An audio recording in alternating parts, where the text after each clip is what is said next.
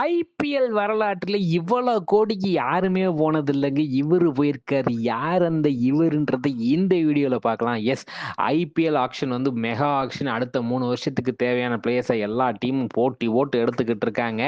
அதுல வந்து பார்த்தீங்கன்னா, ரிஷப் பந்த் வந்து பார்த்தீங்கன்னா, இருக்கிறதுலயே இதுவரைக்கும் ஐபிஎல் ஹிஸ்டரியிலேயே வந்து பார்த்தீங்கன்னா, இவ்வளோ பெரிய அமௌண்ட்டுக்கு போன பிளேயர்ன்ற பெருமைக்கு இப்போதைய வரைக்கும் இருக்காரு அவரு அப்படின்ற மாரி வந்து சொல்லிக்கலாம். எஸ், ரிஷப் பந்த் 27 கோடிக்கு வந்து பார்த்தீங்கன்னா எல்எஸ்ஜி எடுத்திருக்காங்க. அது மட்டும் இல்லாம அதுக்கு அடுத்தபடியா வந்து பார்த்தீங்கன்னா ஸ்ரேயஸ் ஐயர் 26.75 கோடிக்கு வந்து பஞ்சாப் எடுத்திருக்காங்க.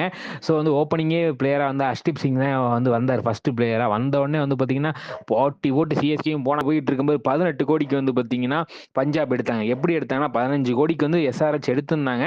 அவங்களுக்கு வந்து பார்த்தீங்கன்னா ரீடெயின் ஒரு ஆப்ஷன் இருந்தது. அதாவது பார்த்தீங்கன்னா திருப்பி உங்க பழைய பிளேயரை வந்து நீங்க உங்க டீம்ல இருந்து நீங்க எடுத்துக்கலாம் அப்படின்னு ஒரு ஆப்ஷன் இருக்கும்போது எவ்வளவுக்குங்க நீங்க எஸ்ஆர்ஹெச் கேட்பீங்க அப்படின்னா நாங்க 18 வரைக்கும் போவோம். அப்ப அந்த 18 கோடிக்கு நாங்களே எடுத்துக்கிறோம் அப்படின்ற மாதிரி பஞ்சாப் எடுத்தாங்க. ஸோ வந்து 18 கோடிக்கு பஞ்சாப்க்கு சேல்ஸ் ஆயிட்டு அது மட்டும் இல்ல அதுக்கப்புறம் முகமது சாமி 10 கோடிக்கு வந்து எஸ்ஆர்ஹெச் எடுத்திருக்காங்க. மில்லரை 7.5 கோடிக்கு வந்து எல்எஸ்ஜி எடுத்திருக்காங்க. அது மட்டும் இல்ல சிராஜ் டிஎஸ்பி சிராஜ் வந்து ஜிடி வந்து 12.25 கோடிக்கு எடுத்திருக்காங்க. கேஎல் ராகுலுக்கு போனாங்க சிஎஸ்கே.